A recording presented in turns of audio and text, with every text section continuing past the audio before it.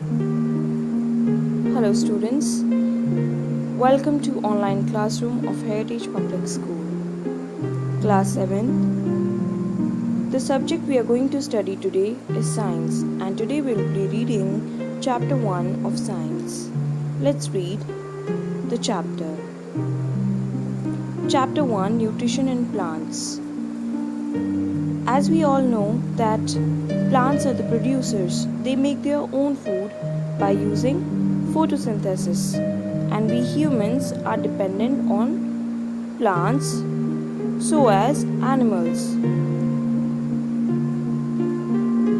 So in this lesson we will learn about modes of nutrition in plants and replenishing nutrients in the soil.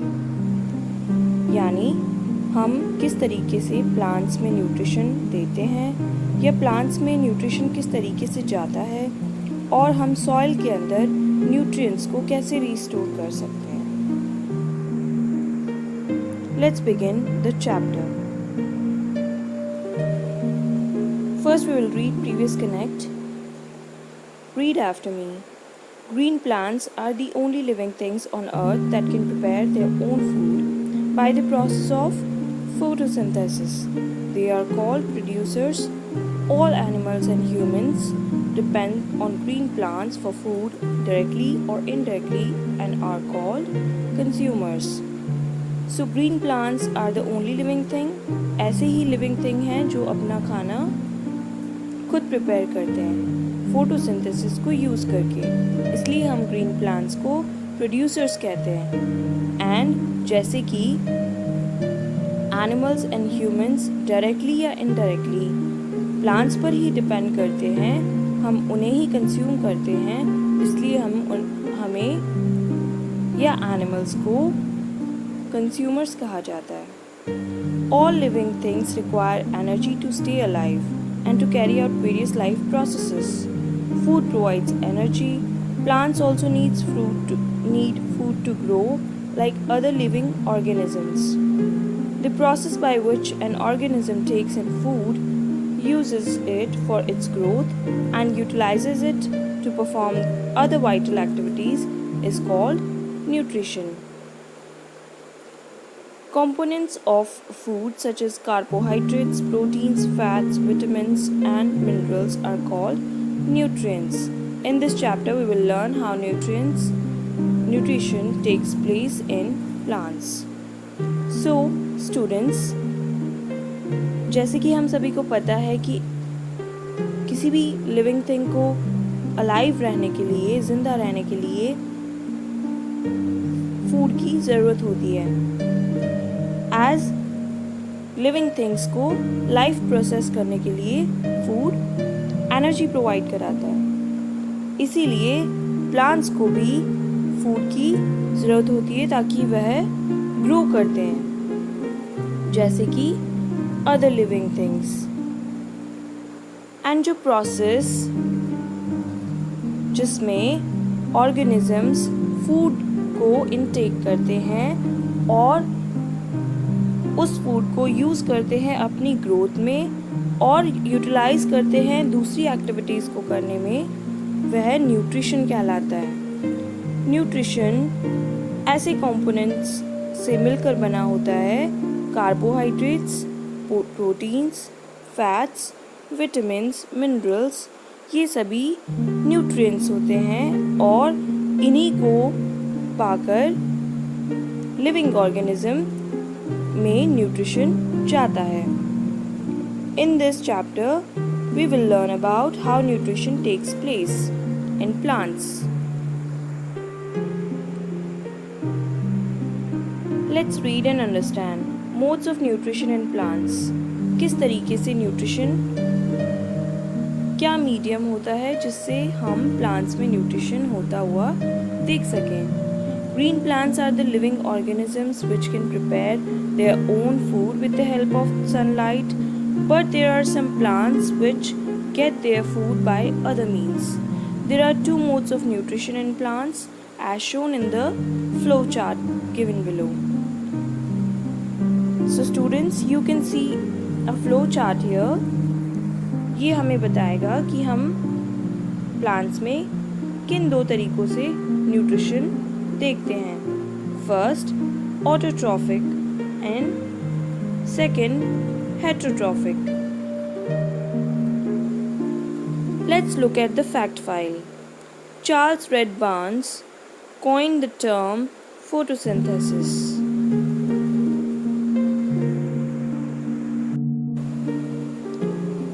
Let's read autotrophic nutrition. This is the mode of nutrition in which living organisms prepare their own food.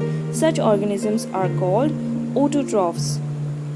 Auto yani self, troph yani feeding. So by reading this we understand that autotroph nutrition means self feed करते हुए खुद को nutrient पहुंचाना. कैसे ये prepare होता है, कैसे इस तरीके से हम न्यूट्रिशन प्लांट्स में होता हुआ देख सकते हैं. Let's read. Green plants prepare their own food by the process of photosynthesis. Photo means light and synthesis means to combine. A pigment called chlorophyll is responsible for the green color of leaves. Chlorophyll traps energy from the sun. So हम देखते हैं कि photosynthesis ही एक ऐसा process है जो green plants prepare करते हैं अपना फूड, जिस प्रोसेस को यूज़ करके. फोटोसिंथेसिस वर्ड की एटिमोलॉजी इस तरीके से है. Photo means light and synthesis means to combine, as light here refers to sunlight. So the chlorophyll that is present in the green leaves and the green color of the plant, the chlorophyll traps energy from the sun. It takes sunlight from the sun. To carry out photosynthesis, plants need carbon dioxide, water and sunlight. This usually takes place in the leaves or in the other green parts of some plants like stem, as in cactus. Carbon dioxide enters the leaf through small openings called stomata that are usually present on the leaves on the other side of it. Water, which is absorbed by roots, reaches the leaves through xylem tissue, where it reacts with carbon dioxide in presence of sunlight to produce glucose. The glucose formed as a result of photosynthesis is transported to various parts of the plant by phloem tissue. Oxygen gas is also released in the process as a byproduct. So, photosynthesis के process में क्या होता है कि plants को carbon dioxide की ज़रूरत होती है. So plant takes carbon dioxide from air, water from roots and sunlight from sun, and it receives in the green parts of some plants. जैसे कि ये प्रोसेस कुछ पौधों के तनों में भी होता है, जैसे कि कैक्टस में. जब पौधों में water, carbon dioxide and sunlight receive होती है, इनटेक होता है उसका, तो कार्बन डाइऑक्साइड एंटर करती है लीव्स से, पौधों की पत्तियों से. पत्तियों में छोटी छोटी स्मॉल ओपनिंग्स होती हैं छिद्र की तरह, एंड वो स्मॉल ओपनिंग्स कहलाती हैं स्टोमाटा, जो कि लीव्स के अंदर की साइड में होते हैं. एंड उसी से प्लांट्स कार्बन डाइऑक्साइड को इनटेक करते हैं. आफ्टर इट वाटर एब्जॉर्ब करता है प्लांट रूट से, जो कि लीव्स तक पहुंचता है थ्रू जाइलम टिश्यू.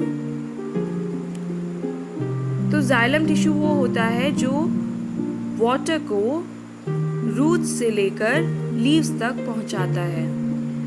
एंड उसके बाद कार्बन डाइऑक्साइड से रिएक्ट करता है सनलाइट की प्रेजेंस में, और उससे प्रोड्यूस होता है ग्लूकोज. जब ग्लूकोज प्रोड्यूस होता है तो ग्लूकोज ट्रांसपोर्ट हो जाता है प्लांट के अलग अलग पार्ट्स में, और ग्लूकोज को अलग अलग पार्ट्स में पहुंचाने का काम करता है phloem tissue. Oxygen gas release होती है as a by product of the process of photosynthesis. So here we can see first carbon dioxide from air plus water from soil, sunlight and chlorophyll in the leaves, and that makes glucose first, that is food of the plant, and oxygen. Next, here are some activities that you have to do at home. If you are able to do it, you can do it. This is a activity to make you understand about the process of photosynthesis, that how a plant uses this process of photosynthesis in sunlight, and then you take a leaf, healthy potted plant, we keep in a dark room for 3 days to destarch it. Then we put some iodine solution on the leaf of the plant, and we see that the leaf is turning brown as it is losing its starch. Ultimately, we see that the bleached leaf that we boil in water with alcohol and washes it with water, and we see as result that the remaining part of the leaf and the iodine solution turns blue-black because it got sunlight and prepared food in the form of starch. So here you can do this activity of destarching leaves by keeping plant in a dark room.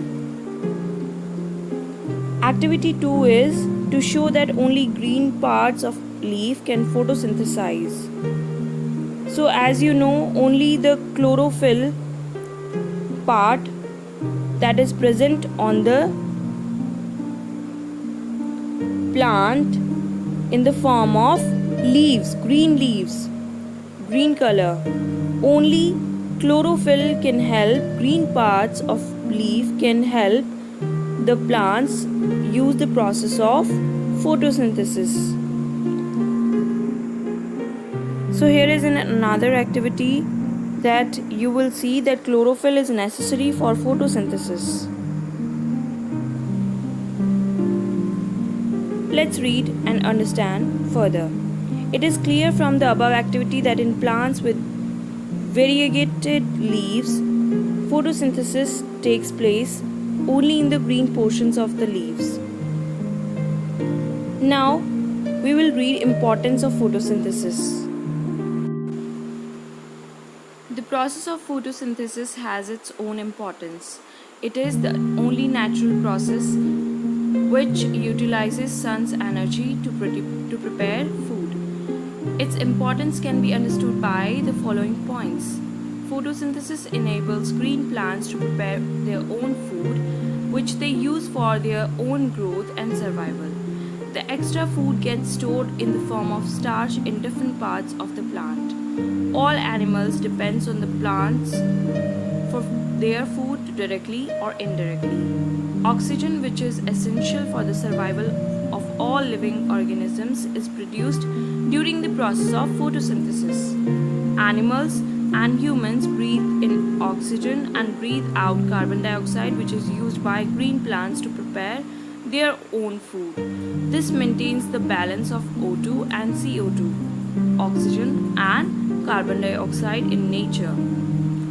So, हमारे लिए photosynthesis process कितना ज़रूरी है, जैसे कि वो plants के लिए ज़रूरी है, आइए हम इसकी इम्पोर्टेंस को पढ़ते हैं। फोटोसिंथेसिस जो होता है वो प्लांट्स की खुद की ग्रोथ एंड सर्वाइवल के लिए होता है, एंड जो फूड स्टोर किया जाता है थ्रू प्लांट, वो प्लांट्स में ही स्टार्च के रूप में स्टोर कर दिया जाता है। एंड जैसे कि हम जानते हैं सभी एनिमल्स प्लांट्स पे ही डिपेंड करते हैं फॉर देयर फूड, चाहे वो डायरेक्टली डिपेंड करें या इनडायरेक्टली। सो प्लांट्स सभी के लिए एसेंशियल है और उनमें होने वाला फोटोसिंथेसिस प्रोसेस भी उतना ही एसेंशियल है, क्योंकि फोटोसिंथेसिस प्रोसेस के बाद ही हमें एटमॉस्फेयर में ऑक्सीजन मिलती है एंड इन रिटर्न प्लांट्स क्या करते हैं, कार्बन डाइऑक्साइड जो कि ह्यूमंस ब्रीथ आउट करते हैं उसे गेन करके फोटोसिंथेसिस का प्रोसेस यूज़ करते हैं एंड वापस ऑक्सीजन को जनरेट करते हैं. So for humans oxygen is very necessary for all the living things. लेकिन एनवायरनमेंट में ऑक्सीजन एंड कार्बन डाइऑक्साइड का बैलेंस प्लांट्स मेंटेन करते हैं. So we are going to read fact file here now. Chlorophyll gives plants their green color because it reflects green light and absorbs red and blue light.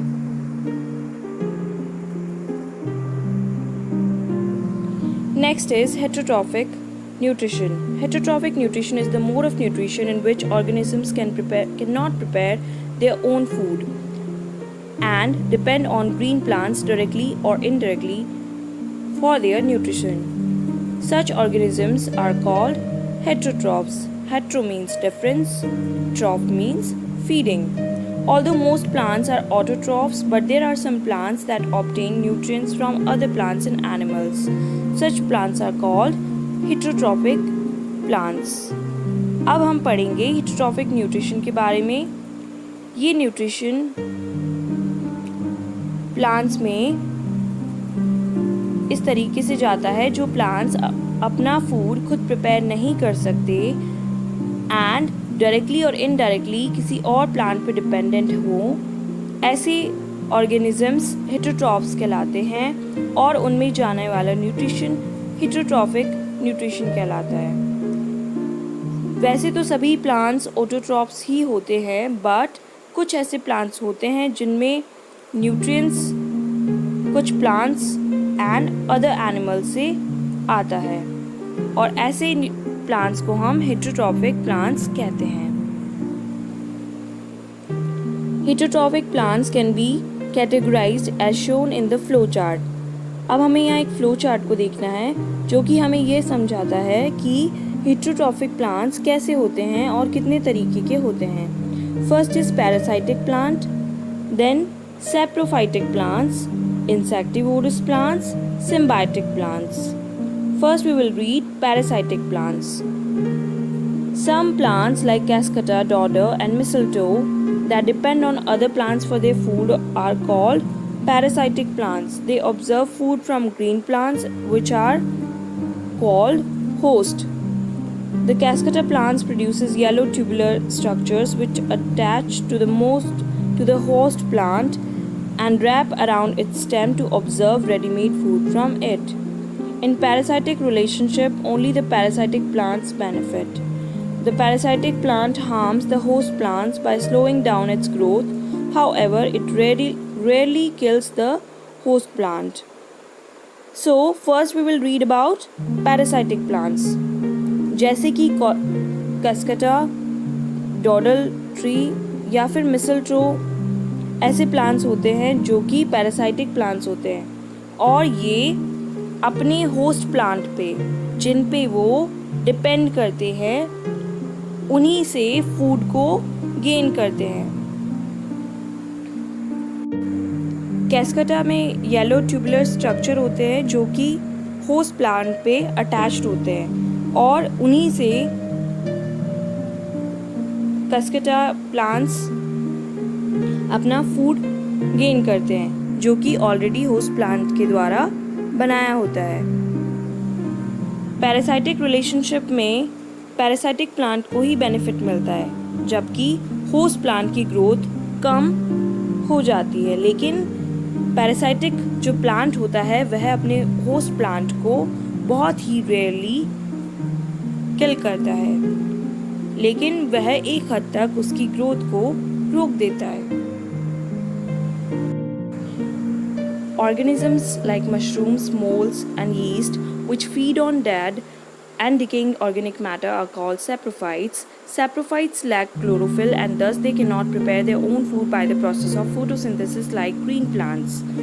They secrete digestive juices on dead and decaying matter, converting them into solution and absorb nutrients from them. Hot and humid weather favors the growth of fungi. Fungi can be seen during the rainy season. Have you ever seen white-green patches on unused objects like old shoes in the warm and humid weather? These patches are fungi. You must have seen mushrooms in the market and some of you may have eaten them. Mushroom is an edible fungi. Remember, all mushrooms are not edible. So इसमें हम saprophytes के बारे में पढ़ेंगे कि saprophytic plants क्या होते हैं. सैप्रोफाइटिक प्लांट्स वो होते हैं जैसे कि मशरूम, मोल्स एंड यीस्ट जो कि डेड और डिके ऑर्गेनिक मैटर्स पे अपने आप को फीड करते हैं. उनमें क्लोरोफिल नहीं होता है इसलिए वो फोटोसिंथेसिस का प्रोसेस नहीं यूज़ कर सकते, लेकिन वो कुछ ऐसे जूसेस सिक्रीट करते हैं डेड मैटर्स पे और उनका सॉल्यूशन जो बनता है उससे वो न्यूट्रिएंट्स को एब्जॉर्ब करते हैं. आपने कभी देखा होगा जैसे हम कभी चीज़ें यूज़ नहीं कर पाते हैं तो उनमें वाइट पैचेस या ग्रीन पैचेस लग जाते हैं, ये कहलाते हैं फंगी. और इन्हीं का एक एग्जाम्पल है mushroom. But mushroom is an edible fungi. लेकिन सारे मशरूम्स ऐसे नहीं होते हैं, कुछ पॉइजनस भी होते हैं. So these are saprophytic plants. Now we have an activity to grow fungi. अगर आप फंगी को ग्रो करना चाहते हैं, if you want to do this activity, take a piece of bread and moisten it with water. Keep it in a closed box for a few days. आप observe करेंगे कि whitish green और brown patches bread पे आ जाते हैं जो कि एक फंगल ग्रोथ है. Insectivorous plants. The plants which eat small insects, spiders, are called insectivorous plants. Such plants have special structures to catch their prey. These plants are usually green in color and can prepare their own food. They eat insects because they grow in soil that is deficient in nitrogen. They fulfill their nitrogen requirement by eating insects. In pitcher plant, the leaves are modified into a pitcher-like structure which is lined with downward pointing hair that do not allow the trapped insect to escape. When an insect is trapped in the pitcher plant, it gets entangled in the hair and is digested by the digestive juices secreted by the cells of pitcher plant. Next is in Venus flytrap.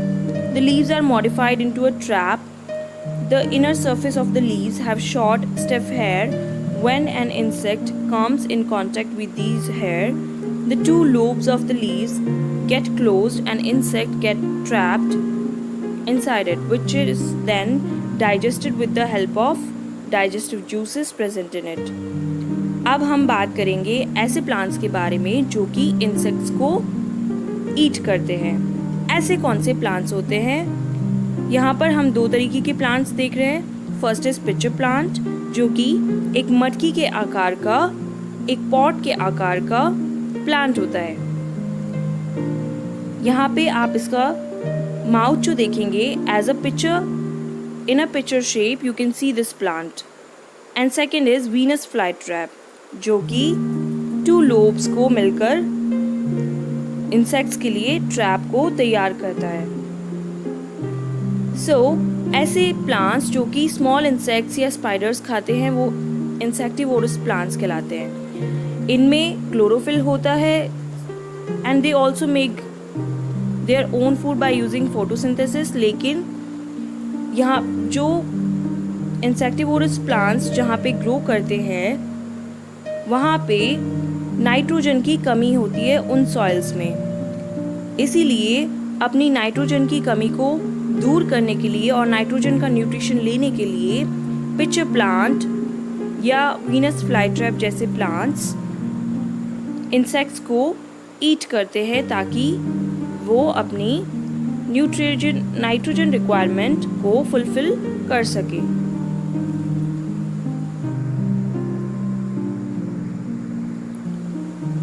Pitcher plant में आप देखेंगे कि एक picture like structure होता है, बहुत ही downward Poynting होता है, एंड इसमें जब कोई इंसेक्ट आता है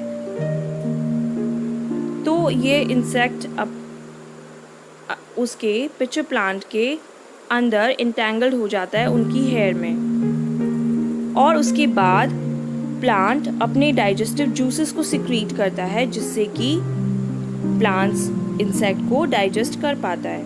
next is Venus fly trap. इसमें शॉर्ट एंड स्टिफ हेयर होते हैं, बट जैसे ही इंसेक्ट कांटेक्ट में आता है दो लोब्स होते हैं जो कि आपस में क्लोज आ जाते हैं और इंसेक्ट को ट्रैप कर लेते हैं, और फिर उसी तरीके से जैसे पिक्चर प्लांट में होता है डाइजेस्टिव जूसेस सिक्रीट होते हैं और इंसेक्ट को डाइजेस्ट किया जाता है। Symbiotic plants. The plants which live in association with other plants and share shelter and nutrients, thereby mutually benefiting from each other, are called symbiotic plants. Such a relationship between organisms is termed as symbiosis or symbiotic association. Some examples of symbiotic association are: lichens are the organisms in which fungus and green alga live in association with each other. The fungus get nutrients from the alga, and alga gets water, minerals and shelter from the fungus. Some fungi live in the roots of trees. The trees provide nutrients to fungus, and fungus help it to take up water and nutrients from the soil. जो symbiotic plants होते हैं वो ऐसे plants होते हैं जो symbiotic association पे चलते हैं, जो कि अपने आप को भी बेनिफिट देते हैं और उनके साथ जो प्लांट शेयर होता है शेल्टर या न्यूट्रिएंट्स शेयर करते हैं, उन प्लांट्स को भी ये बेनिफिट करते हैं। जैसे कि लाइकन्स। बच्चों, आपने कभी काई देखी है ग्रीन कलर की? दैट इज़ लाइकन, जो कि फंगस के साथ रहती है, और ग्रीन फंगस या ग्रीन एल्गा उसके साथ रहता है। फंगस को भी न्यूट्रिएंट्स मिलते हैं एल्गा से, क्योंकि एल्गा वाटर या मिनरल्स और शेल्टर प्रोवाइड करता है, लेता है फंगस से। एंड फंगी जो होता है कहाँ रहता है? ट्रीज के रूट्स में, और ट्रीज को न्यूट्रिएंट्स प्रोवाइड कराता है फंगस को, एंड बाकी वाटर एंड न्यूट्रिएंट्स फंगस अब सॉइल से गेन कर लेता है।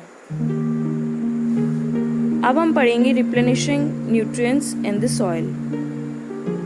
Farmers and gardeners add manures and fertilizers to the soil before sowing seeds. Plant absorb nutrients from the soil and thus makes the soil deficient in nutrients. Different plants require different nutrients to grow. Some plants take up nitrogen, while some require potassium, phosphorus, etc. Once these nutrients are used up, it takes a long time to replenish them naturally. In today's time, we need high yield of crops to fulfill our needs. So, it becomes necessary to replenish the nutrients in the soil artificially by adding manures and fertilizers. Fertilizers contain nutrients like nitrogen, potassium and phosphorus which plants require to grow well. A natural way to replenish the soil and with nitrogen is through the symbiotic association of rhizobium and leguminous plants. The roots of leguminous plants such as pea contains rhizobium bacteria. Rhizobium converts atmospheric nitrogen into usable form for the plant, and the pea plant provides shelter and food to rhizobium for its growth. It is for the reason that farmers grow leguminous plants alternatively with other crops. So plants को nutrients चाहिए होते हैं soil से, and soil में हम nutrients को कैसे restore करते हैं? आजकल farmers and gardeners artificially manures and fertilisers soil में डालते हैं, ऐड करते हैं सीड्स को सो करने से पहले, ताकि प्लांट्स में प्रॉपर न्यूट्रिशन जा सके। लेकिन हर प्लांट सेम न्यूट्रिशन नहीं गेन करता। डिफरेंट प्लांट्स को डिफरेंट न्यूट्रिएंट्स की ज़रूरत होती है। जैसे किसी प्लांट को नाइट्रोजन की ज़रूरत होती है, किसी को पोटेशियम या फॉस्फोरस। लेकिन एक बार जब न्यूट्रिएंट्स यूज़ आ जाते हैं, उन्हें वापस रीस्टोर होने में सॉइल टाइम लगाता है। इसलिए आज के टाइम पर फार्मर्स या गार्डनर्स आर्टिफिशियली सॉइल में मैन्योर्स और फर्टिलाइजर्स डालते हैं, ताकि न्यूट्रिएंट्स को वापस गेन किया जा सके और प्लांट्स को अच्छे से ग्रो किया जा सके। एक नेचुरल वे है सॉइल को रीस्टोर करने का विद नाइट्रोजन इज़ दैट कि राइजोबियम एंड लेग्यूमिनस प्लांट को सिम्बायोटिक एसोसिएशन पर रखा जाए। उससे जो होता है कि राइजोबियम बैक्टीरिया है वो लेग्यूमिनस प्लांट्स को यूज़ कर एटमॉस्फेरिक नाइट्रोजन को यूजेबल फॉर्म में कन्वर्ट करता है, जो कि अदर क्रॉप्स के लिए बहुत ही इम्पॉर्टेंट है। So here we have finished our today's reading. Thanks for watching the video. Stay home, stay safe.